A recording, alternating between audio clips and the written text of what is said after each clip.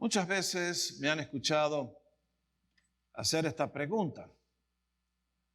¿Hacia dónde está avanzando nuestro país? ¿Hacia dónde está avanzando Norteamérica? ¿Cuál es el futuro de esta nación? Y siempre replico de la misma manera. Es muy fácil profetizar el futuro de una nación, de una familia, de una sociedad, de acuerdo a cómo marche el hogar. Si uno escuchara todas las semanas noticias que nos dijeran cada vez son personas más, es mayor el número de personas que abandonan el vivir juntos para casarse, el número de divorcios está disminuyendo, el número de abortos está en franco descenso, a los niños se los trata cada vez mejor, cada vez hay menos problemas. Uno diría, tenemos razones para ser optimistas. Pero cuando uno escucha que las noticias son exactamente el polo opuesto, uno tiene muchas razones para preocuparse.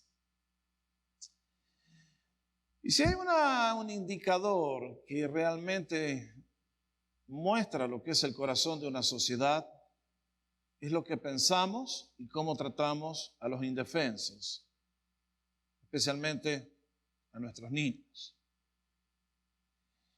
Estamos viviendo en días difíciles. El sueño americano demanda muchas presiones. Y esto no solamente ocurre en Norteamérica, sino que está ocurriendo en todo el mundo. El tema de los niños es un tema largo, amplio, vasto, en el cual creo que todos nosotros tenemos mucho que mejorar, mucho que aprender, mucho para hacer las cosas mejor. Todos los días parecen recordarnos alguna nueva atrocidad. Esta semana no sé cuántos habrán leído un reporte que una organización de derechos humanos trajo de Irak, de Siria, donde están operando estos terroristas endemoniados, llamados ISIS, donde nos cuentan que a los niños de las minorías religiosas los están crucificando, enterrando vivos y algunas otras cosas semejantes. Y uno dice, ¿qué pasa? No es que estamos viviendo en el siglo de las luces, en el siglo XXI, donde todo está mejor que nunca, donde estamos en el mejor momento de la historia. Bueno, ciertamente que en el tema de los niños tenemos mucho que aprender todos. Y el tema de los niños era un tema precioso para el corazón de Jesús. Y por lo tanto quise leer para ustedes algunas de las porciones en las cuales la Biblia trata de este tema tan candente, relevante, vital. ¿Qué enseñó Jesús sobre nuestros niños? ¿Qué teníamos que saber? ¿Qué teníamos que hacer? ¿Qué espera Él de nosotros? Cuando ustedes y yo nos acercamos al Evangelio de Marcos, que hemos venido siguiendo por algunos domingos, encontramos una escena de lo más normal en la vida del Señor. Y doy gracias que los evangelistas quisieron recordar estas instancias, estos momentos, estas historias. Porque la gente con sus preguntas y con sus acciones forzaron al Señor a tratar temas que tal vez los hubiéramos perdido de no haber sido así. Pero en este caso encontramos que el Señor ha estado en una casa enseñando a sus discípulos y ahora ocurre esto que leemos.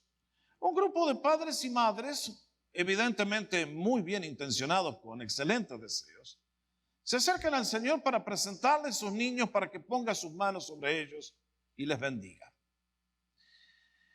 Y aquí encontramos algunas cosas que realmente son tan de aquel tiempo y tan de hoy, tan relevantes y actuales, que uno se queda asombrado de la veracidad y de la frescura que tiene la palabra de Dios. Cuando me acerco a este relato de Marcos capítulo 13, lo primero que quiero llamar vuestra atención es a un error muy común. Leemos juntos: y les presentaban niños para que los tocase, y los discípulos reprendían a los que los presentaban. ¿Cuál es el error tan común? Bueno, un error que persiste hasta el día de hoy, que los niños son una molestia. Que son una molestia cuando están los VIP reunidos.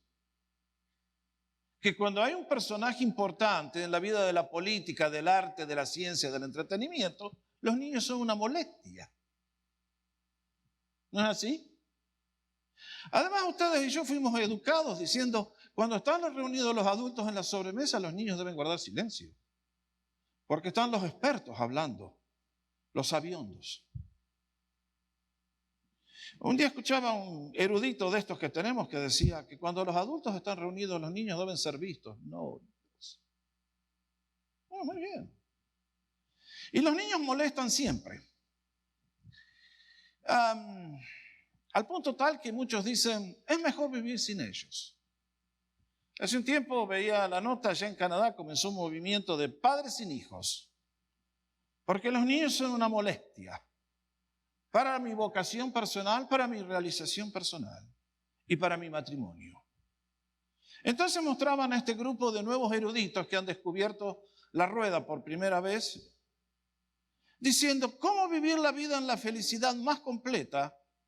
¿Y en qué consiste la felicidad más completa? Bueno, ahora ellos dos que son educados y exitosos, todas las noches pueden salir a un restaurante diferente.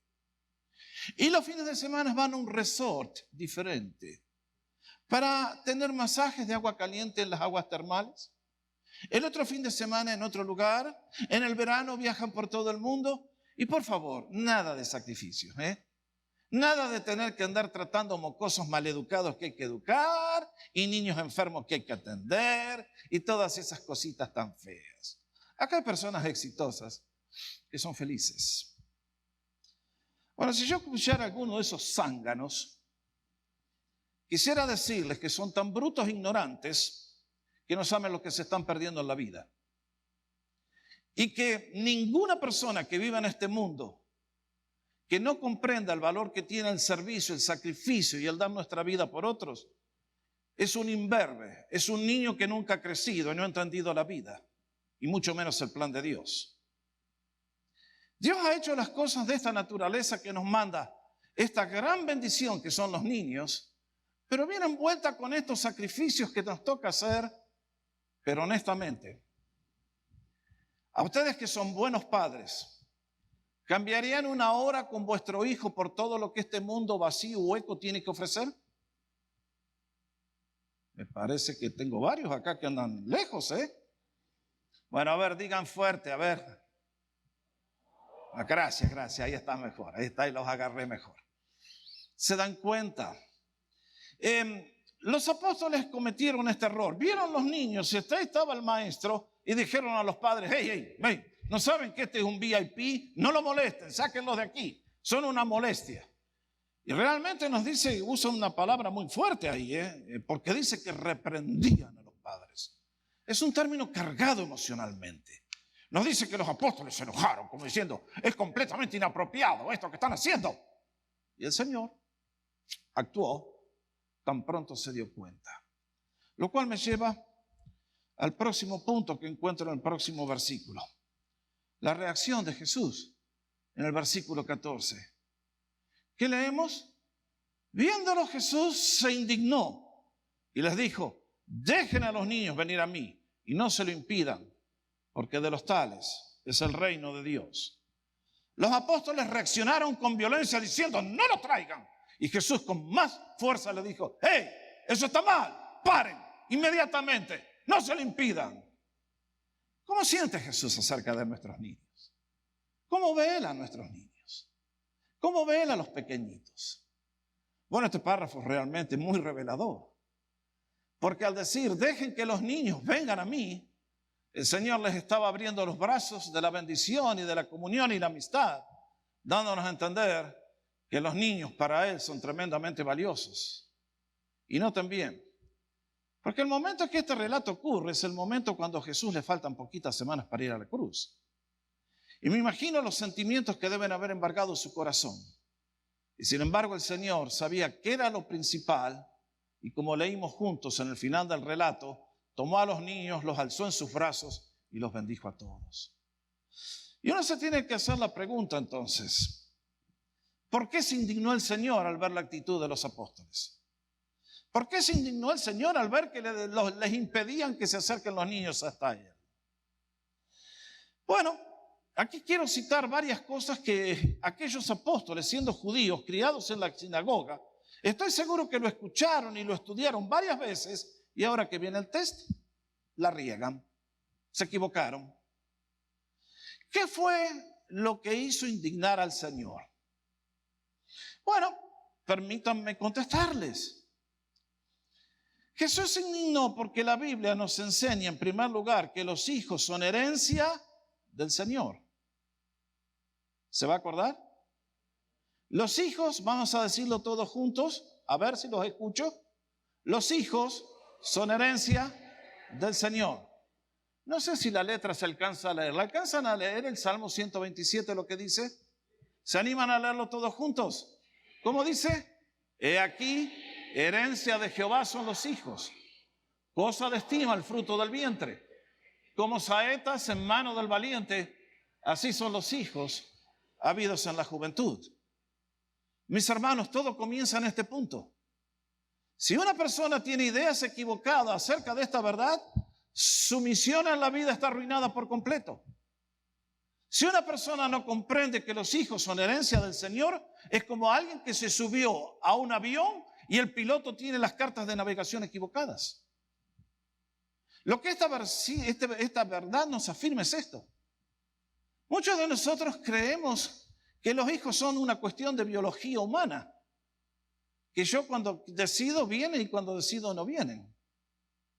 Es cierto que así parece funcionar para una gran mayoría, pero sin embargo, ¿cuántos de ustedes conocen una pareja que dijo voy a tener 4 y después no vino ninguno? ¿O cuántos que no tenían ninguna chance humanamente de ser padres, de golpe por el poder milagroso de Dios encontraron la belleza de un hijo en sus brazos? No, queridos, los hijos son herencia del Señor. Ahora, si esto es cierto, que los hijos son herencia del Señor, esto significa dos cosas. En primer lugar, que los hijos no son nuestros. ¿De quién son? Son de Dios. Y Dios te los presta a ti y a mí para que por un tiempo los influenciemos para que lleguen a ser las personas controladas y maduras que ayudan a cambiar este mundo para bien y que pasan la bendición a las generaciones que vienen. Entonces, tú y yo tenemos una responsabilidad delante de Dios y es de criarlos de acuerdo a lo que Él nos explica. No de acuerdo a mi ignorancia, a mi superstición o a las cosas que me enseña la OFRA. Si los niños le pertenecen a Dios, entonces ustedes se dan cuenta que esto me coloca una responsabilidad enorme sobre mis hombros. Lo cual me lleva a una segunda verdad. Y es que si Dios me ha dado los niños y me dice cómo los tengo que criar para Él, también me recuerda que yo le tengo que rendir un día cuentas a Dios por mi mayordomía. ¿Cómo hice mi trabajo? El día del tribunal final, cuando tengamos los humanos que dar cuentas a Dios, creo que el Señor nos va a mirar a los ojos y nos va a decir, ¿cómo criaste a los pichones que te mandé? Y me imagino que muchos van a tener que guardar silencio y agachar la cabeza en vergüenza. Demos gracias al Señor que esta mañana estamos en su casa y tenemos la oportunidad de escuchar cosas que tal vez no sabíamos. Demos gracias al Señor que Él la envía para nuestra instrucción y para nuestra bendición, para que nuestros niños sean bendecidos ellos y para que un día nosotros tengamos una corona de gloria cuando el Señor apruebe nuestro trabajo. Segundo lugar, ¿por qué se indignó Jesús? Porque Él nos ha dejado instrucciones precisas sobre cómo debemos hacer nuestra tarea. En la Biblia está todo escrito cómo tenemos que criar a nuestros hijos. Hay información abundante, detallada, que si el 10% lo pudiéramos poner en práctica, los hogares serían radicalmente transformados. Vamos, por ejemplo, a ver lo que nos enseña. Proverbios 22:6 nos exhorta a hacer nuestra tarea en forma perseverante. ¿Qué dice? ¿Cómo dice Proverbios 22:6? Y aun cuando fuere viejo, no se apartará de él. Note bien. Este versículo, con una sola frase, contiene tanta sabiduría como los mejores libros que escriben los eruditos del día de hoy. Lo que nos está diciendo el Señor es el verbo instruye al niño. Noten bien, La palabra hebrea hace referencia a niños no grandecitos de 30 años, sino al pequeñito de brazos. La Biblia llama niño a alguien hasta los 12 años. En la sociedad hebrea, un chico de 12 años empezaba la vida adulta. ¿Y cuánta sabiduría que tiene esto? Porque ustedes saben muy bien que nuestro poder de influencia con los niños dura hasta los 12 años. Después, ¿quiénes take over? Los amigotes de la escuela y de la pandilla. Y las amigas del club y las amigas de la escuela. Nuestro poder de influencia como padres, a partir de los 12 años, disminuyen, pero rápidamente. Y entonces uno encuentra que el Señor aquí nos dice, instruye. Tiempo presente continuo. Es interesante que analizando esta palabra es tan rica, mi profesor de Antiguo Testamento nos decía que la palabra quiere decir presentar ese niño a Dios, pero también incluye que cada niño debe ser criado de acuerdo a un plan específico, porque cada niño es diferente. Tan rica es la palabra que tiene, tan rica es la enseñanza que encontramos en la Biblia. Y uno dice, instruye continuamente al niño en su camino. ¿Por qué? Porque va a llegar un día que va a ser adulto y ya no va a estar bajo tu cuidado y va a tener que hacer decisiones solo y va a estar fuera de tu control. ¿Y entonces qué?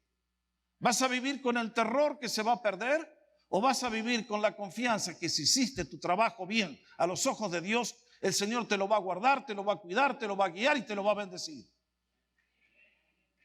Eso es lo que nos dice.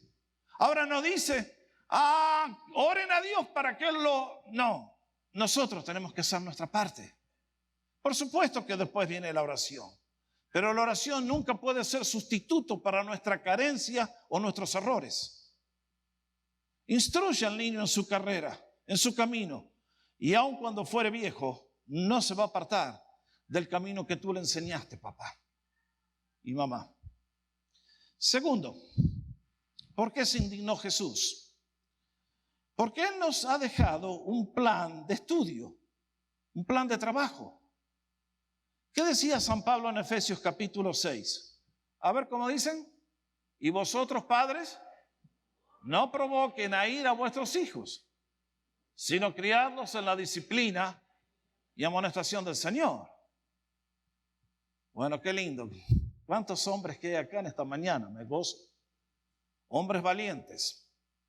Acá cuando Pablo usa la palabra padres, no se dirige a papá y a mamá, sino a los caballeros, a los padres.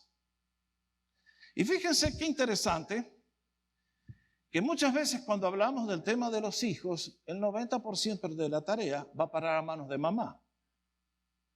Y con justicia, porque mamá al chico lo maneja de derecha, de izquierda.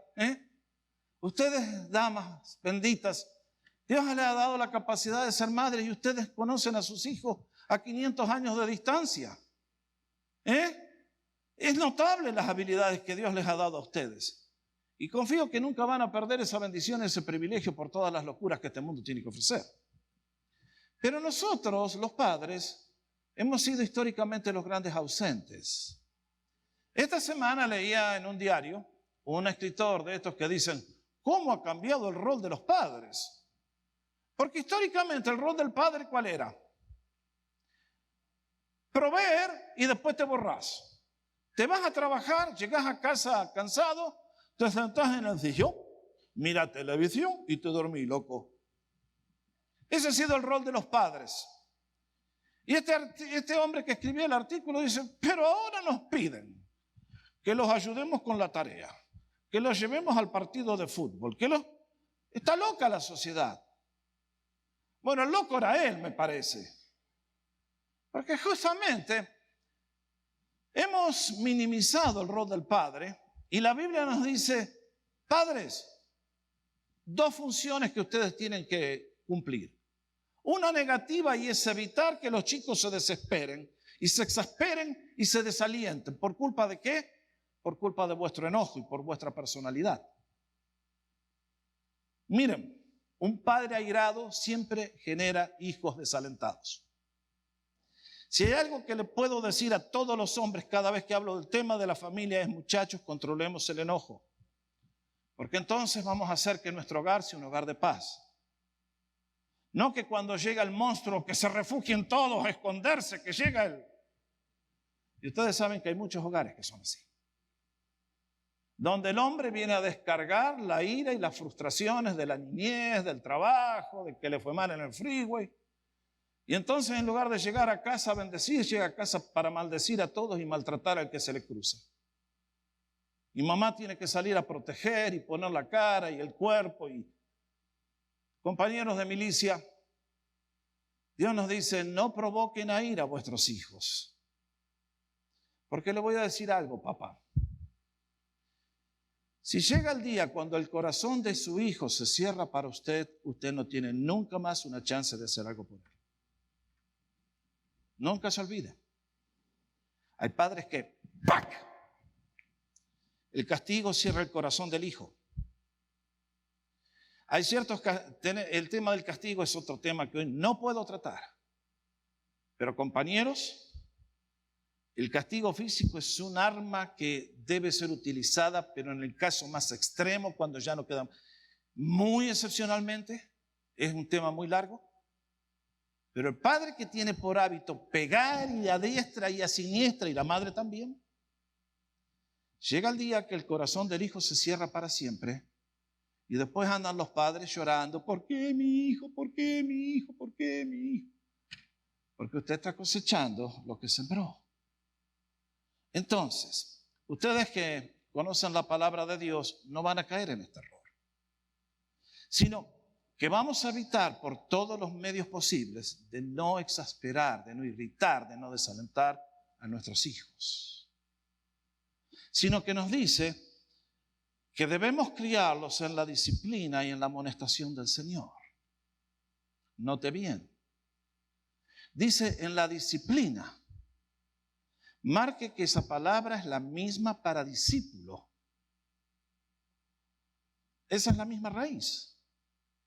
Y que Dios espera que usted y yo seamos aquellos que los encaminamos a un estilo de vida con ciertos valores que deben abrazar, que son los valores que Dios nos dice que son buenos y Él aprueba. Ahora, si hay algo que es importante dentro de la palabra disciplina, es que usted le enseñe a sus hijos y desarrolle en ellos hábitos sanos. Por ejemplo, venir a la casa de Dios todos los domingos, sin faltar una vez, a menos que haya una calamidad. Yo leo mi Biblia y cuando el Señor Jesús salió a ministrar al mundo, volvió a Nazaret y nos dice, y fue a la sinagoga como era su hábito, su costumbre. Usted, Señor, con lo que hace y deja de hacer, crea hábitos. Si hay un consejo que le puedo pasar a todos los padres que me están escuchando es, créele el hábito, por ejemplo, al niño de no faltar jamás a la casa de Dios. Que si hay un cumpleaños, el cumpleaños se va a hacer el sábado, se va a hacer el domingo a la tarde, después que la iglesia se terminó, pero el día domingo, cuando está la iglesia reunida, usted no falta por nada, ni por el cumpleaños de Magoya. ¿Me entiende, Mongoloto Flores? Y si caen los amigotes a golpearle la puerta a las 11 menos cuarto, le decís, che burro, venite a la iglesia conmigo. Entonces el domingo que viene ya no vuelve nunca más a molestarlo un domingo. O viene y se convierte o no vuelve más. De las dos maneras gana. Pero que no lo agarren con que, cayó la suegra inesperadamente. Tráigase la suegrita. Le va a hacer bien escuchar la palabra de Dios. Y si son ateos y maleducados, está bien, tráigalos de todas maneras. Si no le dicen, discúlpame, yo voy camino a la iglesia. Si no quieres venir, chao, gracias por venir, pero nosotros tenemos a alguien más importante que ver. Es al Señor Jesús. Entonces, hágale buenos hábitos. Yo doy gracias que mi papá era de mano firme. Porque en Argentina eran malos los pastores y las iglesias, muy malos. tenían la escuela dominical a la misma hora que jugaba Unión de Santa Fe y Boca Juniors. Diablos eran. Y todos los chicos de la escuela se iban a ver a Unión de Santa Fe. Escuchábamos por radio el partido de Boca y River. Y el lunes llegaban a la escuela y contaban cómo habían sido las jugadas y todo lo lindo. Y ahí estaba Jorgito Sánchez, que había estado en la escuela dominical. Desgraciado de mí, decía para mis adentros. Y siempre me acuerdo, se las debo haber contado esta historia. Un día que papá se estaba afeitando para salir para la iglesia.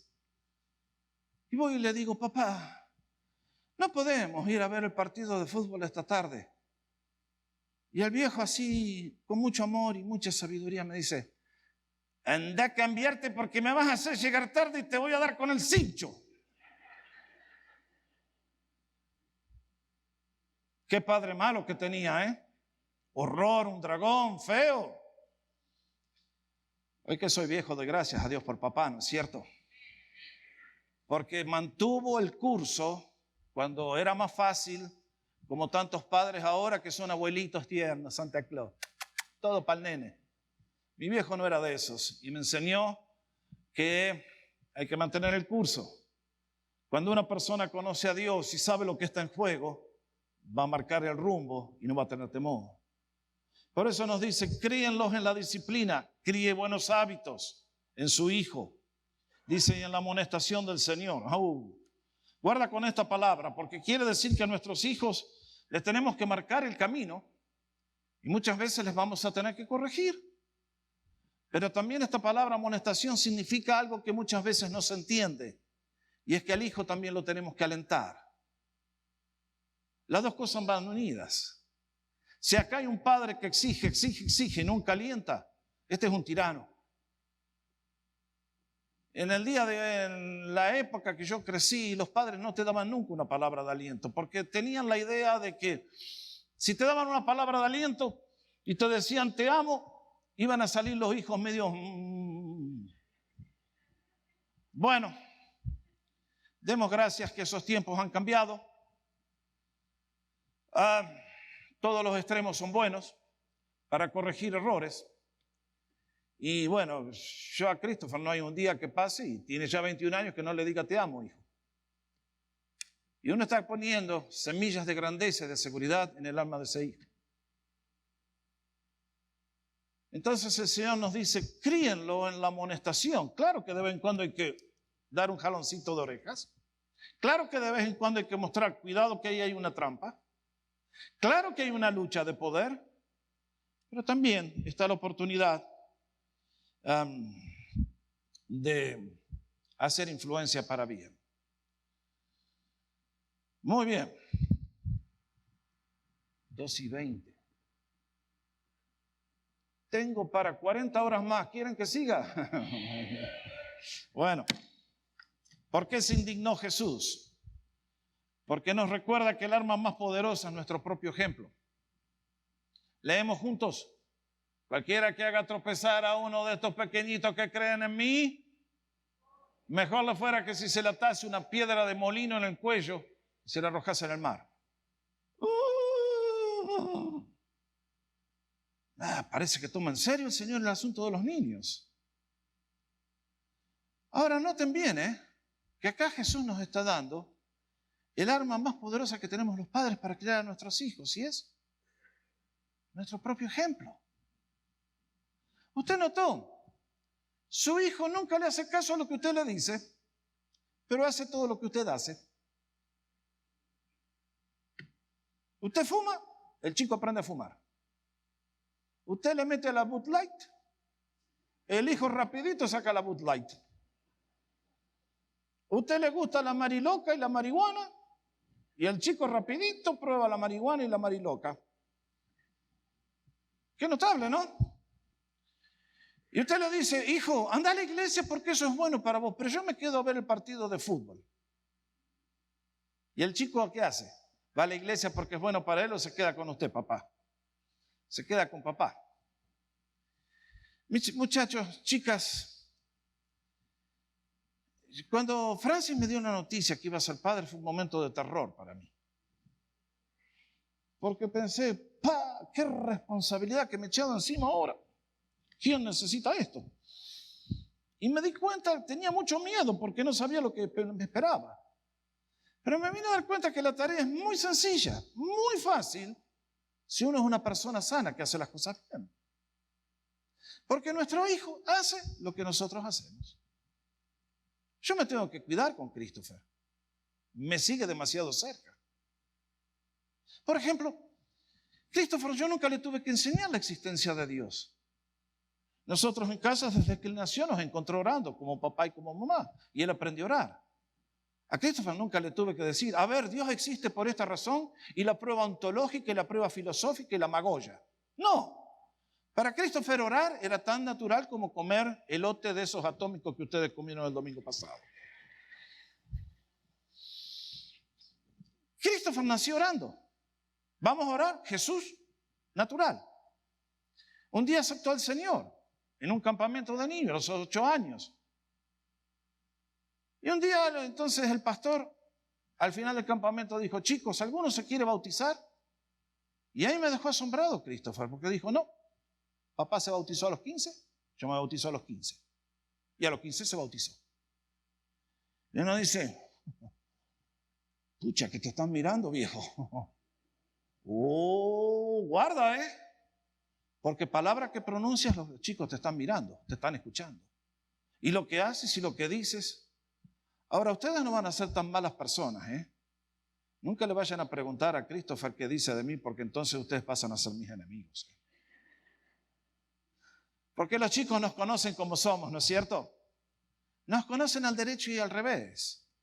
Y es por eso que nuestro ejemplo tiene tanta importancia. Jesús nos dice, hermanos míos, cuidado, no me vayan a hacer tropezar con vuestro estilo de vida y lo que ustedes hacen a uno de estos pequeños, porque mejor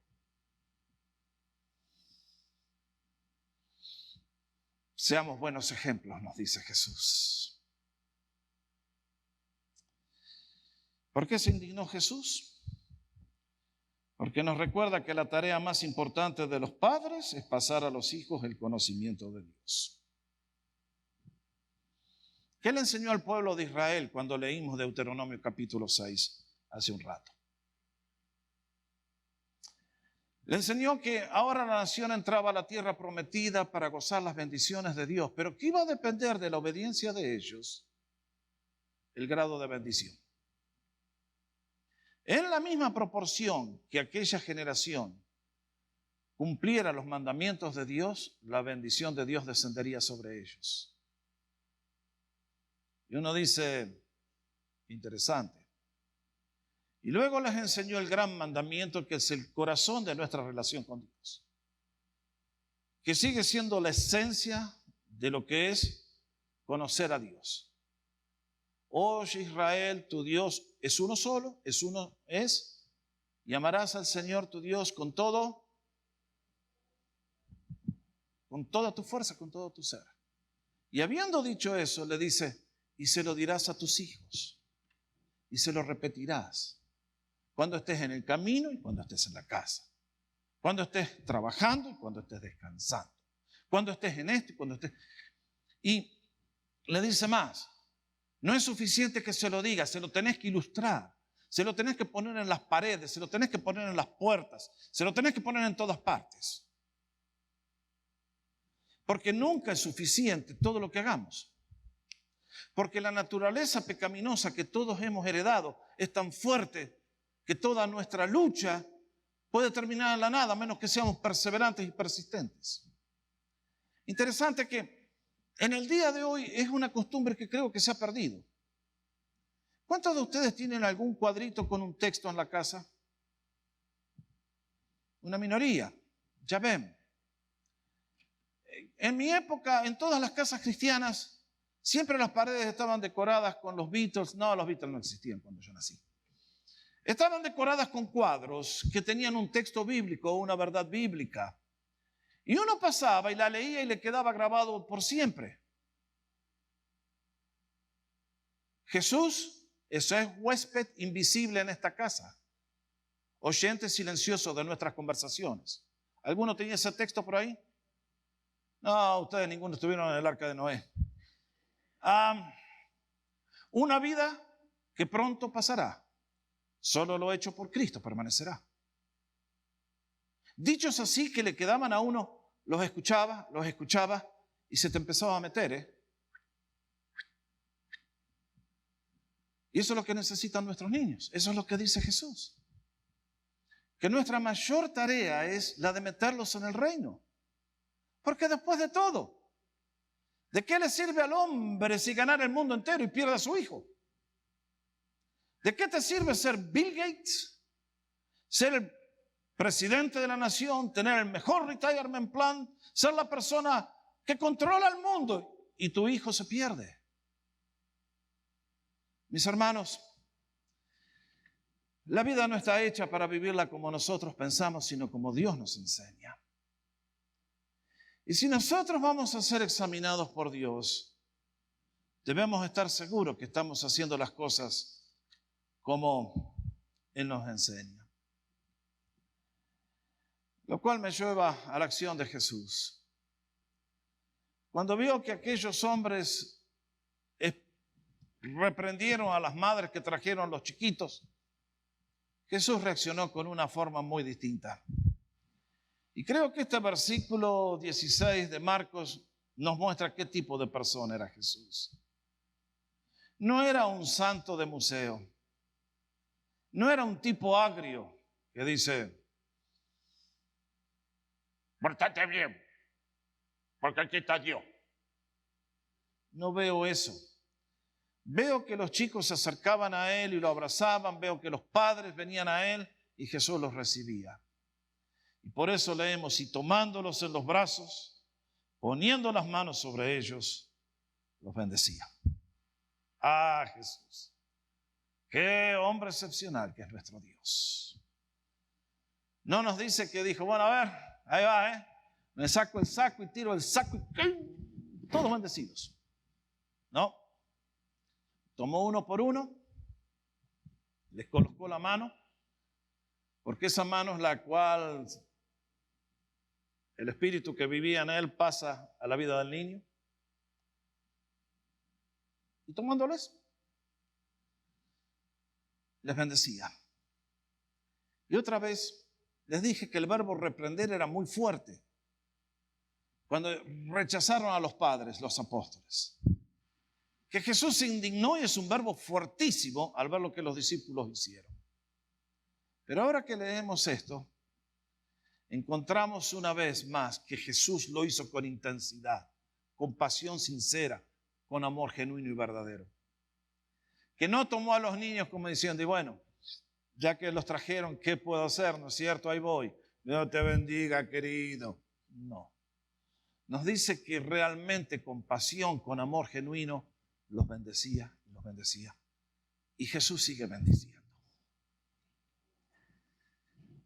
Cuando uno dice esto y ve toda esta perspectiva, créanme, compañeros de milicia, que hay mucho más para aprender y la Biblia tiene mucho más para decirnos. Hoy es apenas una corrida así muy rápida.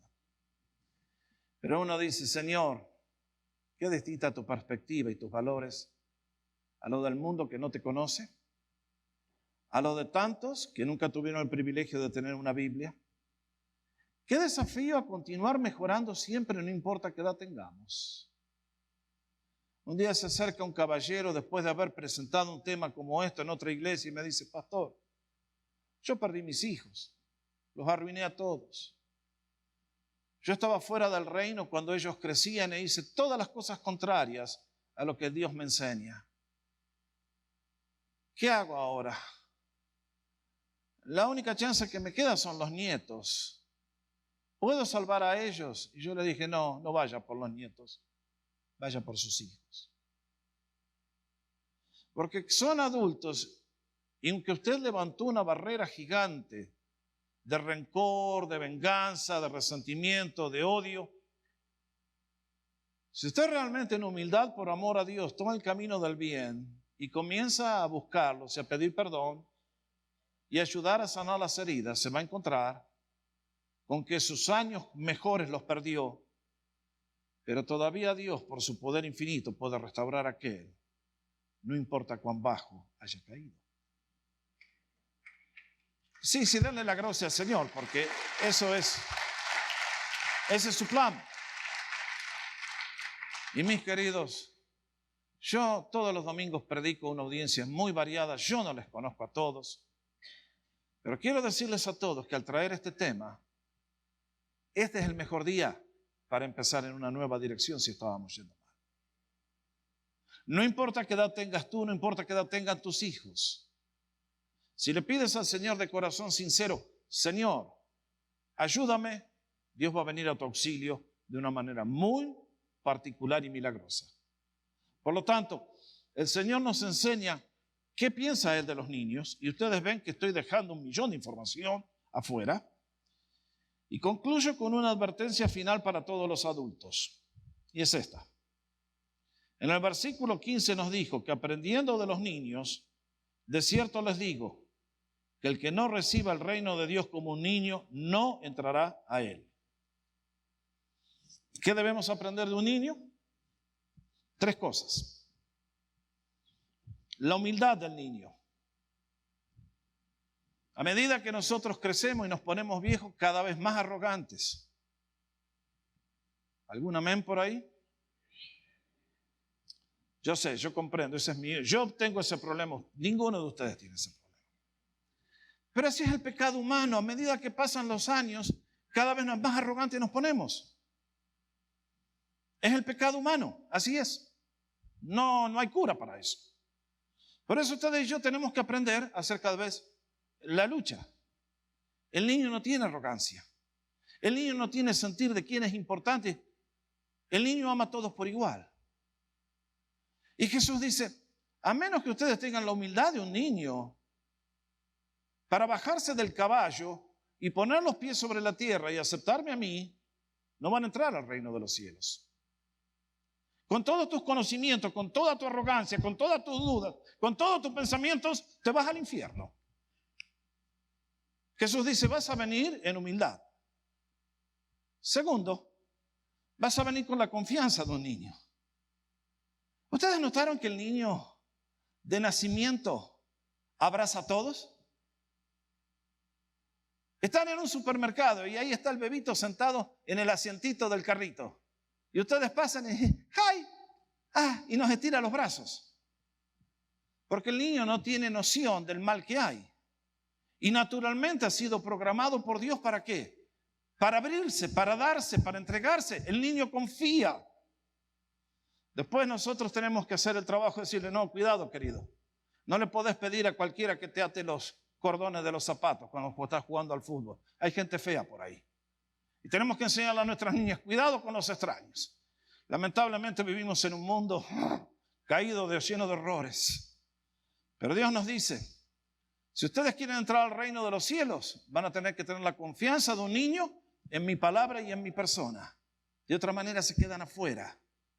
Y lo último es que el niño está programado para la obediencia.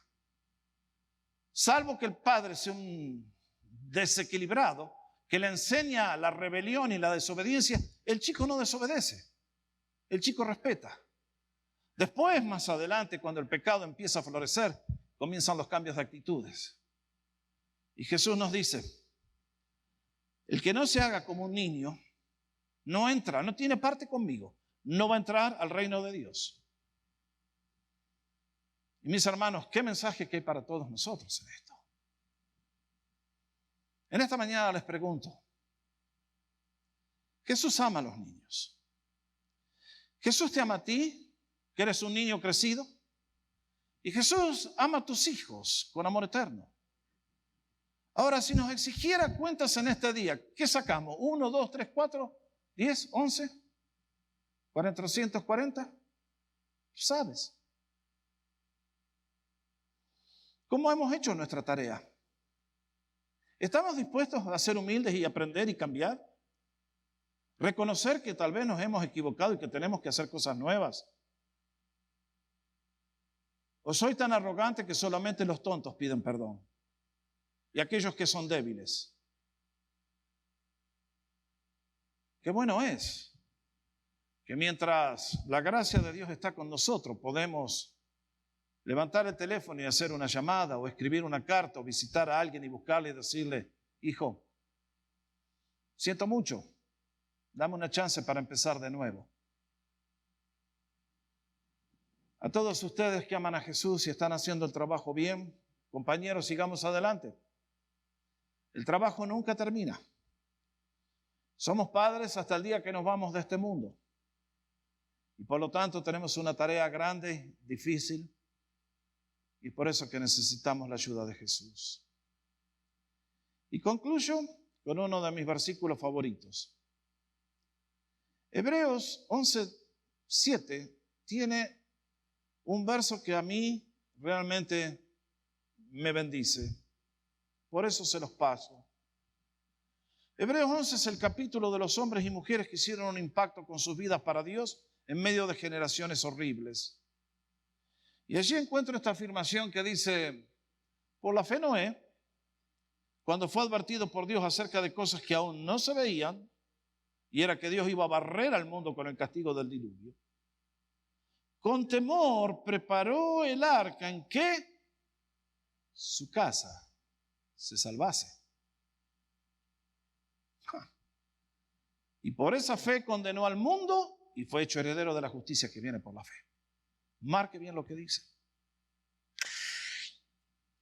Ustedes y yo sabemos que Noé predicó por 120 años y cuando llegó el día del diluvio, ¿cuántas personas entraron al arca? 8. Noé y Mrs. Noah, 3 hijos varones con sus esposas. Nadie más. Y alguien dice, ay, Noé fue un fracaso como predicador. Queridos, cuando llegó la hora del diluvio, los 3 hijos estaban dentro del arca. Noé fue un gigante, un héroe increíble. Y en esta mañana quiero decirles que en este mundo siempre hay un loco como Noé. Y necesitamos más locos como Noé. Porque acá la Biblia dice una cosa que es muy cierta. Marque bien lo que dice. Porque cuando Noé creyó a Dios, condenó al infierno y a la muerte y al castigo a todo el resto de la humanidad. Si Noé no hubiera creído, Dios no mandaba el diluvio. No podía mandar el diluvio sobre un mundo que nadie creyó. Pero cuando hubo uno solo que escuchó la voz de Dios y obedeció, Dios tuvo que cumplir su promesa y ¡fum! Mis hermanos, muchos dicen, ¿usted cree que Dios va a condenar a la mayoría democrática? Mayoría democrática te va a dar Dios a vos. Dios mira tu corazón y el mío y dice, no podés entrar al reino de Dios. No estás en condiciones. Este es un ambiente de santidad y donde debe reinar la justicia perfecta. Y esa justicia solamente Jesús te la puede dar por su muerte en la cruz. Y cuando Noé predicó eso y construyó el arca y salvó a su familia, muchachos, no es un genio, un gigante. En el día de hoy, servir a Jesús tiene un precio, tiene una cruz que cargar. Mucha gente nos va a decir que somos unos viejos aburridos, pasados de moda, obsoletos. Pero cuando llegue el día del diluvio, que no va a ser de agua, sino de fuego, ese día habremos estado felices si nuestros hijos, nuestros nietos están dentro del arca y dicen, Jesús es mi Señor, y entran a la gloria por siempre jamás. Entonces ese día comprenderás con risa en tu corazón y con alegría en toda tu vida que haber servido a Jesús valió la pena y haber criado a Jesús de acuerdo a sus planes es el mejor plan. Y por lo tanto, compañeros y compañeras, vamos a la batalla y a la tarea con un nuevo espíritu, sabiendo que los niños son vitales a los ojos de Dios, los ama y Dios los quiere que tú los bendigas y un día te bendice a ti en la proporción que tú los bendices a ellos. Así que confío que hoy todos los que podemos ajustar algo, hagámoslo y pidamos al Señor su bendición sobre nuestras vidas. Nos ponemos de pie para orar.